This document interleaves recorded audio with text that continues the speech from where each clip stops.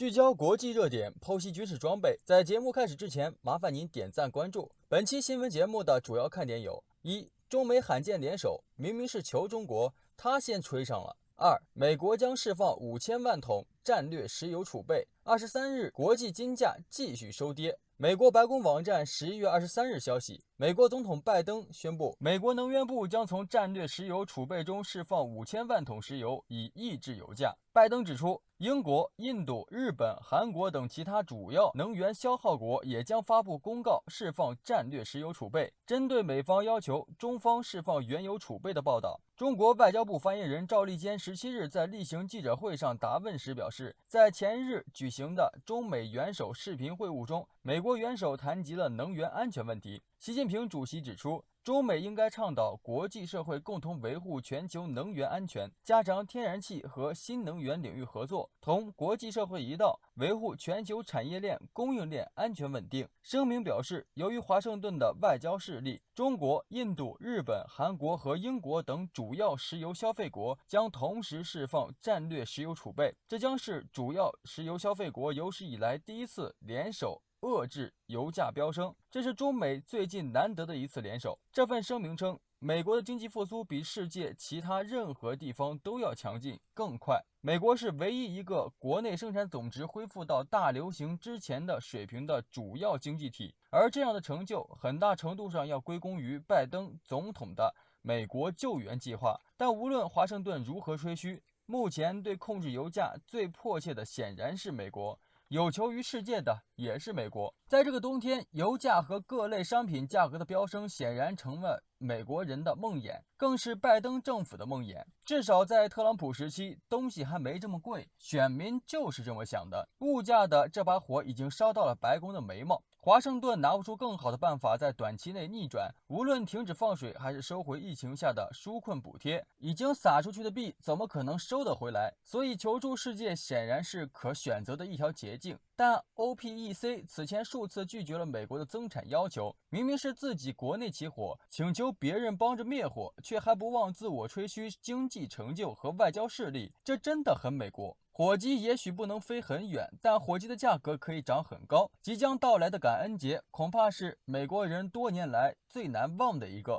尽管供应链短缺的影响是全球性的，但对控制油价需求最为迫切的显然是美国。今年3季度以来，全球油价出现大幅上涨，布伦特原油价格强势突破$80每桶的大关。原油价格上涨意味着原材料价格也随之上涨，其结果必然是商品价格的进一步上涨。从石油、天然气等燃料，到房屋租金和采暖，再到餐桌上的火鸡、面包、奶油馅饼和蔬菜，美国国内物价一涨再涨，并且在可预见的未来没有一丝缓解的迹象。火鸡批发价比去年上涨了27%，牛排涨价25%，鸡蛋涨价11.6%。据估计，美国人在感恩节大餐上的整体花费将比去年增加14%，而这一费用从2015年开始就一直处于下降趋势，甚至有银行建议民众在感恩节吃素，用大豆晚餐来取代火鸡大餐，引发口诛笔伐。包括卡夫亨氏、宝洁、泰森食品等食品和家庭常见品牌纷纷宣布涨价计划，就连奥利奥都计划涨价6%到7%。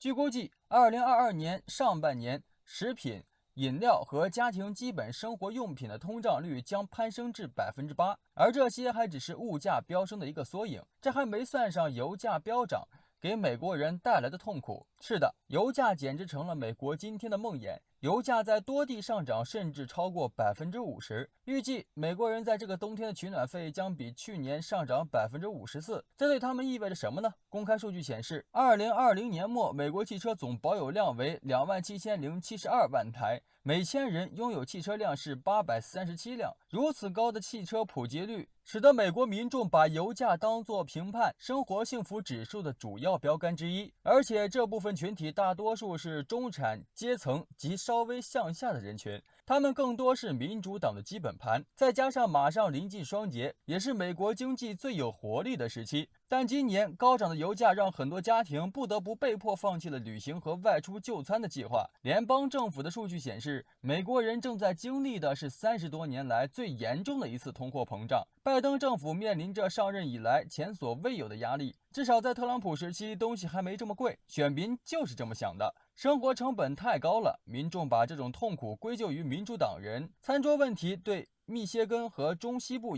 地区的影响比华盛顿发生的任何其他全球性问题都要大。根据一项最新数据，最低收入群体的家庭平时在食品上的花费占其收入的36%，而这一数字在高收入群体中只有8%。已经有许多舆论注意到，这将对中期选举和下一次大选产生影响。拜登团队显然对此更为清楚，所以在最短的时间内能稳定住国内油价，并以此为抓手来缓解通货膨胀问题，这就成了拜登政府及民主党的当务之急。此前，华盛顿已经数次要求石油输出国组织增产以降低油价，但都被拒绝。于是他转而向几个重要的国家求助。拜登政府向中日印韩英等主要石油消费国发出了请求，呼吁各国释放石油战略储备，以帮助抑制近期飞涨的国际油价。知情人士透露，各方将以调期方式释放战略石油储备，也就是石油公司从战略石油储备中获取石油，但需归还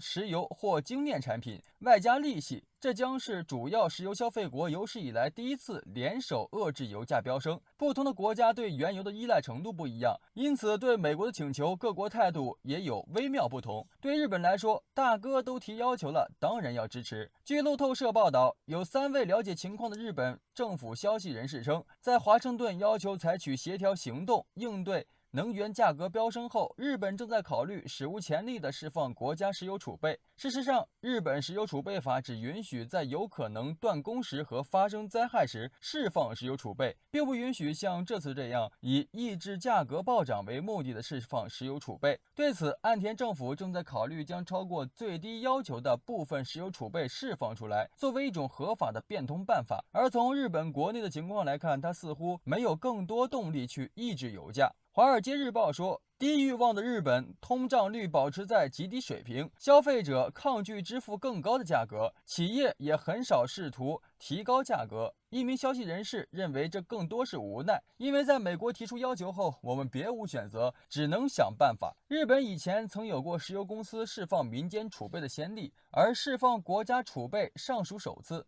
换句话说，这纯粹是日本政府为了满足美国的要求，硬开了个口子，特事特办。不过，不少观点预计日本这次的释放量有限，所以日本究竟能出多少力帮美国还是个未知数。韩国和印度的情况与日本有些类似，石油战略储备只适用于能源供应严重中断的情况下释放，而不会用来应对飙升的油价与通货膨胀。对于中国来说，中国是世界上最大的石油净进口国，稳定国际原油价格显然更多是利好。此前，为稳定国内油价，中国曾在今年9月首次以轮换方式对市场投放了很小量的储备原油，共销售约60万吨。统筹考虑当前的现实情况，我国石油战略储备对于国计民生发挥着压舱石和稳定器作用，主要将石油战略储备用于缓解供应危机和其他紧急情况的方针不会变，而且并将继续根据国内需求来达到石油战略储备的最优规模。也有分析人士认为，中国在2020年国际原油价格因新冠疫情而下跌时，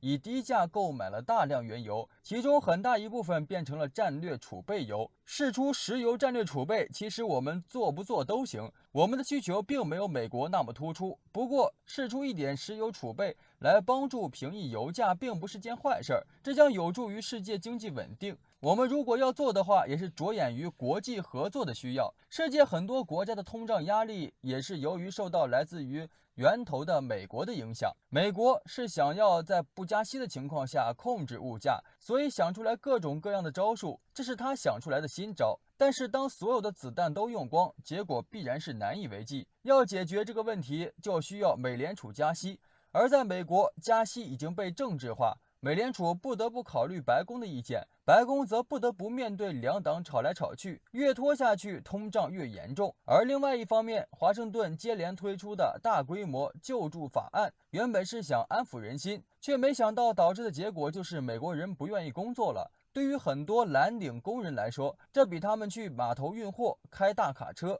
做收银员的工作收入还高。所以，美国不缺货物，也不缺需求，更不缺工作岗位。但是美国人不愿意干活了。当然，失业金并不是可以无限制领取的。美国各州发放失业金的周期一般在3到9个月，所以一些年轻人会在即将到期的时候再找一个短期工作，然后他们会迅速辞职，继续回家躺着领钱。联邦政府的数据也说明了这一点，他现在连国内重大问题的缓解都离不开国际社会的合作，而这种合作并非吆喝几个小兄弟就能轻易完成的。美国现在衰落的重要病因和症状主要在美国国内，现在美国国内不是少数几个问题严重了，而是众多问题广泛爆发式严重，可说是呈现整体危机状态。拜登当务之急是让更多国家帮美国尽量克服内部问题。美国是在衰落吗？可能很多人不认为如此，但观察这个国家内部整体危机，美国确实在衰落中。好了，今天的精彩内容就先到这里，喜欢的朋友们记得点赞，咱们下期再见。